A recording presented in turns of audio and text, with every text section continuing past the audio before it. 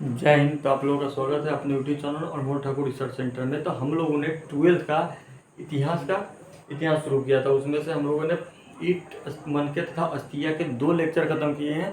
आज मेरा है कितना तीसरा लेक्चर। ठीक है, तीसरे लेक्चर के बाद हड़प्पा सभ्यता के बारे में हम लोगों ने क्या किया था, जानकारी लिया था।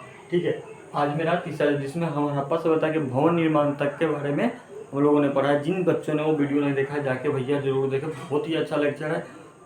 और सबसे पहली बात, टेलीग्राम चैनल ज्वाइन करें कि वहाँ पर आपको सबसे प्लस पॉइंट ये है कि वहाँ पे क्लास का PDF नोट्स, 100 ऑब्जेक्टिव क्वेश्चन और क्वेश्चन आंसर साथ में मिल जाएगा और वीडियो का लिंक सबसे पहले वहाँ मिलेगा। ठीक है, लिंक डिस्क्रिप्शन में है, जाके टेलीग्राम जरूर ज्वाइन करें। देखिए, पहला पॉइंट की आज बात करते हैं। तो हड़प्पा सभ्यता में सार्वजनिक भवन, मैं वैसे ऐसे पॉइंटों को लेकर आया ना जिसके एग्जाम में बहुत सारे पूछे जाते हैं, बहुत बार क्वेश्चन बने ऑब्जेक्टिव से लेके सब्जेक्टिव तक के। ठीक है, तो पहला पॉइंट है मेरा कि हड़प्पा सभ्यता में सार्वजनिक भवन कहता है कि सिंधु घाटी सभ्यता में 2 भागों, सिंधु घाटी जो सभ्यता थी उसको 2 भागों में विभाजित किया गया था। कि कौन कौन से, ऊपरी हिस्से में आपको सार्वजनिक भवन और निचले हिस्से में आपका व्यक्ति का आवास। अब सार्वजनिक भवन के बारे में आप लोग बेहतर समझते हैं। सार्वजनिक जो सब लोगों के लिए हो, जो सब लोग उसको यूज कर सके, उपयोग कर सके, उससे क्या कहते हैं, सार्वजनिक भवन कहते हैं। व्यक्ति आवास किसे कहते हैं, कि जो एक पर्सनल यूज के लिए हो, यानी कि एक पर्सनल रूम हो।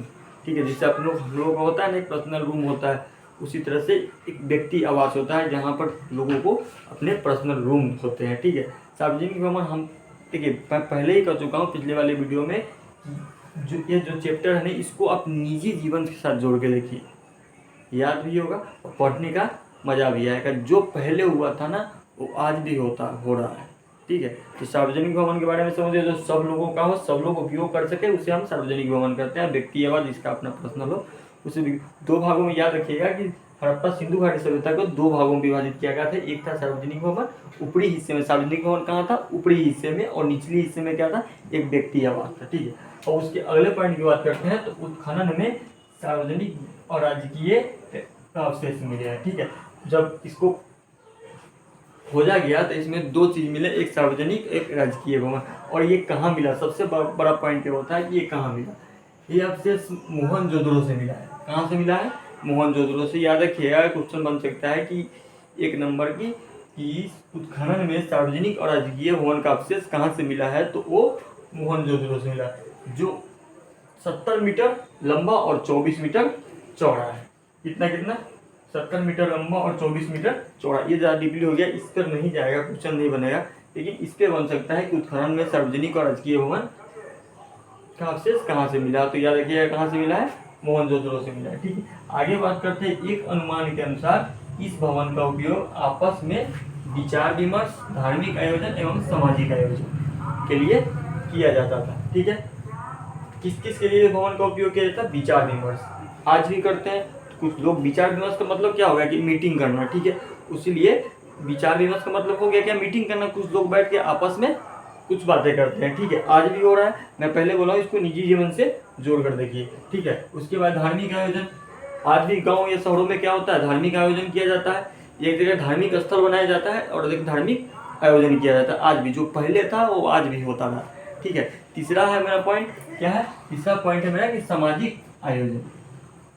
सामाजिक आयोजन का मतलब समझे कि समाज, जो पूरे समाज के साथ मिलकर एक आयोजन को रखा गया, ये उत्सव की तैयारी की जाती है, उसको क्या कहते हैं, एक सामाजिक आयोजन कहते हैं। ठीक है, इसके बारे में समझ गए। तो इन तीनों का समय विचार विमर्श, जो आज भी कर रहे हैं, जो मीटिंग कर रहे हैं, कुछ लोग बैठ के आपस में बातें करते हैं। ठीक है, दूसरा था धार्मिक आयोजन, जो शहर गांव में आज भी एक धार्मिक आयोजन किया जाता है, पूजा पाठ हो या कुछ भी धर्म के अनुसार उसको आयोजित किया जाता है। तीसरा था मेरा क्या, आपका सामाजिक आयोजन, जो समाज के साथ मिलकर, समाज के एक साथ होकर आयोजन करना, उसको क्या कहते हैं, सामाजिक आयोजन कहते हैं। ठीक है, इसको समझ गए। अब बात करते हैं हड़प्पा सभ्यता मनोरंजन का। हड़प्पा सभ्यता में जहाँ पर लोग होंगे, घर होगा, सारी सुविधाएं होंगी, वहाँ पर मनोरंजन होना ही चाहिए, होता ही है। ठीक है, बात करते हैं हड़प्पा सभ्यता के मनोरंजन क्या क्या था मछली पकड़ना, शिकार करना, उनके प्रिय मनोरंजन थे पहले इनका। अभी तो लोग इसको व्यापार बना दिया है। मछली पकड़ना और शिकार करना उनका एक मनोरंजन था। ठीक है, आगे बात करते हैं जानवरों का दौड़, झुनझुने, सीटियाँ तथा शतरंज का खेल उनका मनोरंजन था। मनोरंजन क्या क्या था? मछली पकड़ना, शिकार करना, जानवरों का दौड़। जो प्रिय मनोरंजन था वो था मछली पकड़ना और शिकार करना, ठीक है। उसके बाद जानवरों का दौड़, झुनझुने, सिटिया तथा शतरंज का खेल खेलना इनका मनोरंजन था। लेकिन हड़प्पावासी क्या थे? हड़प्पावासी नाच गान भी करते थे। क्या करते थे? आपका नाच गान भी करते थे, ठीक है। इस पॉइंट को रखिएगा याद कि हड़प्पावासी नाच गान भी करते। लेकिन हड़प्पा सभ्यता के आगे पॉइंट की बात करें तो हड़प्पा सभ्यता की मृतक कार्य, ठीक है, जो कार्य था आदमी के मरने के बाद वो क्या था? देखिए, हड़प्पा कालीन नगरों में पहला पॉइंट समझ गया। हड़प्पा कालीन नगरों में मोहनजोदड़ो, बनावली, हड़प्पा, कालीबंगा आदि में शमशान के अवशेष मिले हैं, ठीक है। यहाँ से पॉइंट बनेगा शमशान का अवशेष कहाँ कहाँ मिला है? तो मोहनजोदड़ो, बनावली, हड़प्पा कालीन, ये तीनों में क्या मिला है? शमशान के अवशेष मिले हैं, ठीक है। अब आगे बात करते हैं इसके अगले पॉइंट के। तो सर जॉन मार्शल के अनुसार इसे 3 भागों में विभाजित किया गया। जो ये मृतक कार्य था ना उसको एक क्या किया गया? सर जॉन मार्शल के अनुसार इसे 3 विभागों में क्या किया गया? विभाजित किया गया, यानी कि बांटा गया, ठीक है। अब आगे बात करते हैं। पहला था पूर्ण समाधिकरण यानी कि सावधान, ठीक है। दूसरा था आंशिक समाधिकरण, तीसरा था दाहकरण एवं कलेश समाधान सावधान, ठीक है। इसके हम डिटेल में चर्चा करेंगे अभी थोड़ी देर में। कौन कौन था? 3 भागों में, एक पूर्ण समाधिकरण, दूसरा आंशिक समाधिकरण, तीसरा दाह संस्कार, ठीक है। इस चीजों को समझ के एक बार और रिपीट करते हैं, अगले पॉइंट पर चलते हैं। जैसे पहला था कि हड़प्पा सभ्यता में सार्वजनिक भवन। तो सिंधु घाटी सभ्यता को 2 भागों में विभाजित किया गया था। ऊपरी हिस्से में सार्वजनिक भवन था, निचले हिस्से में व्यक्ति का आवास था। दूसरा पॉइंट था कि उत्खनन में सार्वजनिक और राजकीय भवन के अवशेष कहाँ मिले थे? तो हमको मोहनजोदड़ो से मिला था, जो 70 मीटर लंबा और 24 मीटर चौड़ा था, ठीक है। आगे बात करते हैं। एक अनुमान के अनुसार इस भवन का उपयोग विचार विमर्श, धार्मिक आयोजन और सामाजिक आयोजन में किया जाता था, ठीक है। उसके आगे की बात करते हैं। हड़प्पा सभ्यता के मनोरंजन का था। हड़प्पा सभ्यता का सबसे प्रिय मनोरंजन था मछली पकड़ना और शिकार करना। इस पॉइंट को ध्यान रखिएगा। दूसरा था कि उनका जानवरों का दौड़, झुनझुना, चिड़िया तथा शतरंज का खेल एक शतरंज का खेल भी उनका एक क्या था? मनोरंजन था, ठीक है। हड़प्पावासी नाच गान भी करते थे। इस चीजों को याद रखिएगा। हड़प्पा सभ्यता की मृतक कार्य था। मृतक कार्य की बात करें तो हड़प्पा सभ्यता हड़प्पा कालीन नगरों में मोहनजोदड़ो, बनवाली एवं हड़प्पा कालीबंगा में आदि में शमशान के क्या मिले हैं? आपके अवशेष मिले। इसको सन जॉर्ज मार्शल के अनुसार इसे 3 भागों में विभाजित किया गया था। एक पूर्ण समाधिकरण, दूसरा आंशिक, तीसरा दाहकरण, ठीक है। इस चीजों को नोट डाउन कर लीजिए, इसके आगे की चर्चा करते हैं।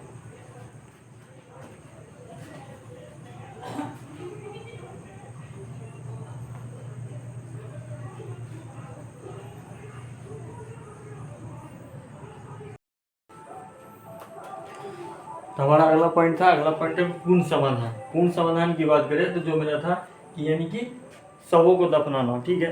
पहला पॉइंट है इसका कि शवों को उत्तर से पश्चिम की ओर, दक्षिण दिशा की ओर दफनाया गया था। कहाँ से? यानी कि उत्तर दिशा से लेकर दक्षिण दिशा की ओर तक शवों को क्या किया गया था? दफनाया गया था, ठीक है। आगे तो लोथल में पूर्व से पश्चिम की ओर दफनाने का अवशेष मिला है। शवों को तो उत्तर से दक्षिण की ओर दफनाया गया था, लेकिन लोथल जगह पे वहां पे पूर्व से पश्चिम की ओर दफनाने का क्या मिला है? अवशेष मिला। तीसरा क्या मिला? तीसरा सबसे महत्वपूर्ण पॉइंट है कि सबसे बड़ा कब्रिस्तान हड़प्पा से मिला है। कहाँ से मिला है? सबसे बड़ा कब्रिस्तान हड़प्पा से मिला। हड़प्पा में का पतन भी हुआ था, इसमें बहुत सारी प्रॉब्लम थी, तो सबसे बड़ा कब्रिस्तान कहाँ मिलेगा? हड़प्पा में ही मिलेगा, ठीक है। थोड़ा समझने की जरूरत है। दूसरी पॉइंट की बात करें तो आंशिक समाधान, यानी कि शव को पशु पक्षियों द्वारा खाने के बाद शवों को दफना देना। यानी कि एक तरह से ये सजा है किसी को आंशिक समाधान देना। उस समय की सजा थी कि शव को पहले पशु पक्षियों के द्वारा खिलाया जाता था, ठीक है। उसके बाद शवों को जो भाग अवशेष बचे थे उसके दफनाया गया था, ठीक है। अब आगे बात करते हैं कलेश समाधान, यानी कि दाह कर्म। यानी दाह के पश्चात बचे हुए अवशेष को किसी कलश या मंजूषा के बर्तन, मंजूषा मतलब क्या होता है? बर्तन होता है, कि किसी कलश या मंजूषा में रखकर दफना देना। ये सबसे अच्छा समाधान था कि दाह के पश्चात जो अवशेष को क्या करता था? कलश या मंजूषा में बर्तन में रखकर दफना देते थे, ठीक है। अब आगे की बात करते हैं हड़प्पा सभ्यता की लिपियां। यहाँ से क्वेश्चन बनती है, बहुत बार बनी है एग्जाम में, कि हड़प्पा की लिपियों की विशेषताएं। पहला पॉइंट है कि लिपि को दाईं से बाईं ओर लिखा जाता था। ये क्वेश्चन बहुत बार बना था कि हड़प्पा में लिपि कैसे लिखा जाता था, तो दाईं से बाईं ओर हड़प्पा में लिपि लिखी जाती थी। ठीक है, ये लिपि क्या थी, चित्रात्मक थी। यहाँ से क्वेश्चन बनता है कि हड़प्पा सभ्यता की लिपि कैसी थी, तो चित्रात्मक थी। ठीक है, अगला पॉइंट है कि इस लिपि में 375 से 400 चिन्ह थे। यहाँ से क्वेश्चन बनेगा कि हड़प्पा सभ्यता की लिपि में कितने चिन्ह थे, तो 375 से 400 तक क्या थे, चिन्ह थे आपके। ठीक है, आगे बात करते हैं, यह एक रहस्यमयी लिपि थी। आपसे क्वेश्चन पूछेगा कि हड़प्पा सभ्यता की लिपि कैसी थी, तो यह एक रहस्यमयी लिपि थी। ठीक है, आगे बात करते हैं हड़प्पा सभ्यता के पतन का। पहला कारण था हड़प्पा सभ्यता के पतन का कारण में पहला कारण था जलवायु में परिवर्तन होना। जो जलवायु सीधा से बदल गया। ठीक है, उसके बाद था प्राकृतिक आपदा। दूसरा कारण था जलवायु परिवर्तन होगा, प्राकृतिक आपदा आएगी। उसके बाद क्या आया था, भूकंप, और तबाह करके गया। तीसरा था इसका अकाल पड़ना, इतनी अच्छी सभ्यता को अकाल पड़ना। ठीक है, जहाँ पे हर चीज़ों की सुविधा दी गई थी, मनोरंजन से लेके, खाना से लेके, उपज से लेके हर चीज़ की सुविधा थी। इसीलिए कहा जाता है हर किसी का बुरा दिन आता है, आज अच्छा है तो कल बुरा होगा। तो सेम था कि हड़प्पा सभ्यता में भी अकाल हुई थी, इतनी अच्छी सभ्यता में इसका भी बुरा दिन आया था। ठीक है, महामारी, ये सब क्या बुरे दिन में गिनती होगा। बाहरी आक्रमण, इतना चीज होने के बाद भी क्या था कि बाहरी आक्रमण था। तीसरा क्या था, वनों की कटाई। छठा, जब अकाल पड़ेगी तो नदियां सूखने लगेगा ही लगेगा। ठीक है, इसको समझ गया, जब अकाल होगी तो नदियां तो सूखेगी ही सूखेगी। उसके बाद था वनों की कटाई। उसके बाद था नदियों का मार्ग बन जाना। क्या था उसके बाद, नदियों का मार्ग, सॉरी एक बाहरी आक्रमण होगा। हाँ, बाहरी आक्रमण, वनों की कटाई, नदियों का मार्ग सूख जाना। ठीक है, और एक था यहाँ पर नदियों को मार्ग बदल जाना। ठीक है, यहाँ पर नदियों का मार्ग क्या था, जो सही था उसको क्या था, बदल जाना। नदियों का मार्ग बदल जाना। ठीक है, इसको समझ गए, नदियों का मार्ग बन जाना और नदियों का मार्ग बदल जाना। ठीक है, उसके बाद क्या था, बाढ़ों का आना। जो बाढ़ आया एक बार पूरा तबाह करके हड़प्पा सभ्यता को खत्म करके चला गया। ठीक है,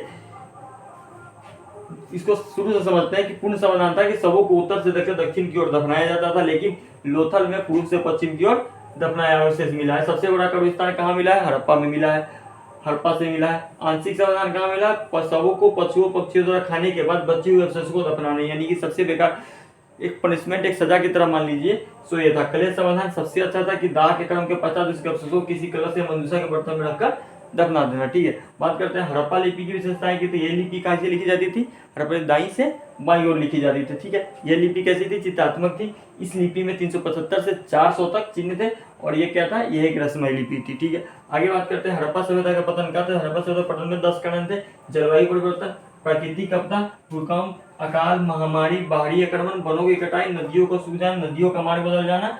ठीक है, और बाढ़ों का आना। ठीक है, इतनी सारी चीजें।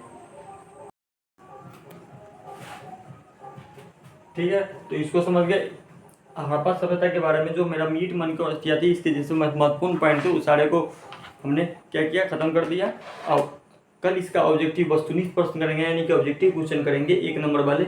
उसके बाद दूसरे चैप्टर की शुरुआत करेंगे। सबसे पहली बात की, सबसे आप लोग जो नहीं कर रहे हो क्या है कि टेलीग्राम चैनल पहले ज्वाइन कर लीजिए। ठीक है, या फेसबुक पे भी फॉलो कर सकते हैं। ठीक है, इस दोनों चीज़ों को ज्वाइन कर। टेलीग्राम चैनल ज्वाइन करने का मतलब एक ही है कि यहाँ पर आपको प्रॉपर PDF नोट्स मिलेगा, क्वेश्चन आंसर मिलेगी, और वीडियो की लिंक सबसे पहले वहाँ पर मिलेगी। ठीक है, इस चीज़ों को ध्यान रखिए। टेलीग्राम का लिंक जो है आपके डिस्क्रिप्शन में दिया जाएगा, और पिछली 2 वीडियो जो है पार्ट 1 और पार्ट 2 वीडियो जाके जरूर देखें, बहुत ही अच्छा लेक्चर है। ठीक है, तो आज के लिए इतना ही, कल वस्तुनिष्ठ करेंगे, इसकी चर्चा कल करते हैं।